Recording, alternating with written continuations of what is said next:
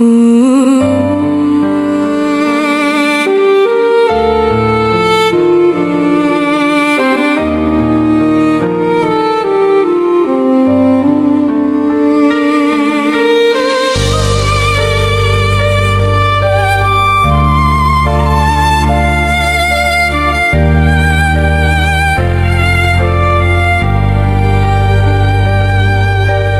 maluwalating mga biyayang ipinagkaloob ng Amang Yahawag sa aming amang si Adan. Mula sa hardin, sa mapalad na yungib na ito ng mga kayamanan, naway ipagkaloob niya rin sa inyo. Ito ang tatlong maluwalating mga biyayang ginawa ng Amang Yahawag kay Adan noong una'y kaharian, kung saan ginawa ng Amang Yahawag si Adan na hari sa kanyang mga nilikha. Ang ikalawa, ang ikalawang walating biyaya ay pagkasaserdote, dahil sa hinihipan ng Amang Yahawag sa kanyang mukha ng hininga ng buhay. At ang ikatlong maluwalating biyaya ay pagkapropeta, sapagkat nanghula si Adan tungkol sa balak gawin ng Amang Yahawag. Ngunit hilingin ko sa alahayaan,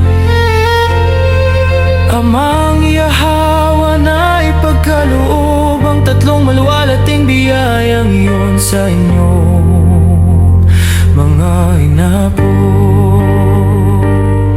sa inyo, mga inapo. Pagkatapos ay sinabi rin ni Metusela kay Noah, O Noah, ikaw ay pinagpala ng Amang Yahawag. Binagbalaan kita tungkol sa bahat, sinasabi sa iyo na ako'y aalis na mula sa iyo upang sumama sa lahat ng ating mga amang nauna sa akin. Ngunit ikaw na maiwan mag-isa,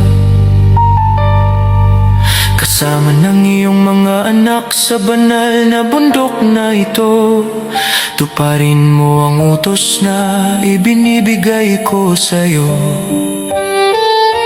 At huwag mong talikuran ng anumang sinabi ko sa'yo. Narito ang aking alahaya, Amang Yahawag ay magdadala ng mabilis na baha sa lupa, embalsamahin ang aking katawan at ilagay ito sa yungib ng mga kayamanan. Pagkatapos ay isama mo ang iyong asawa at ang iyong mga anak, pati ang kanilang mga asawa, at bumaba ka mula sa banal na bundok na ito, at dalhin mo ang katawan ng aming amang si Adan. Ngunit hilingin ko sa alahaya ko, Amang Yahawag na ipagkaloob ang tatlong maluwalating biyayang iyon sa inyo, mga inapo, sa inyo, mga inapo. Pumasok kayo sa daong at ilagay ito doon, hanggang sa humupa ang tubig ng baha mula sa ibabaw ng lupa. O anak ko, kapag ikaw ay malapit ng mamatay, atasan mo ang iyong panganay na anak na si Sem, na kunin si Melkisedek, anak ni Kainan, at apo ni Arphaxad, sapagkat si Melkisedek na iyon ay saserdote ng kataas-taasang alahaya, Amang Yahawag. At dalhin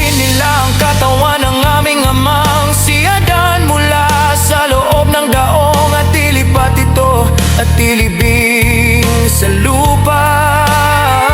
At si Melchizedek ay magninindig at maglilingkod sa bundok na yon na nasa gitna ng lupa. Sa harap ng katawan ng aming amang si Adan magpakailanman. Oh, sapagkat mula sa dakong iyon, unuan na aking anak, gagawa ang amang Yahawa ng kaligtasan para kay Adan at para sa lahat ng kanyang binhi na sumasampalataya sa alahaya.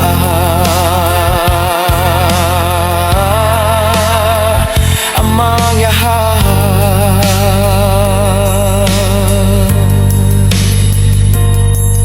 Sinabi rin ni Metusela kay Noah at sa kanyang mga anak, sasama sa inyo ang anghel ng alahaya, Amang Yahawa, hanggang sa makarating kayo sa dakong iyon sa gitna ng lupa. Muli ay sinabi ni Metusela kay Noah, oh anak ko, ang sinumang maglilingkod sa alahaya, Amang Yahawa, at sa harap ng katawan ng aming amang si Adan ay dapat na may suot na balat at magbigkis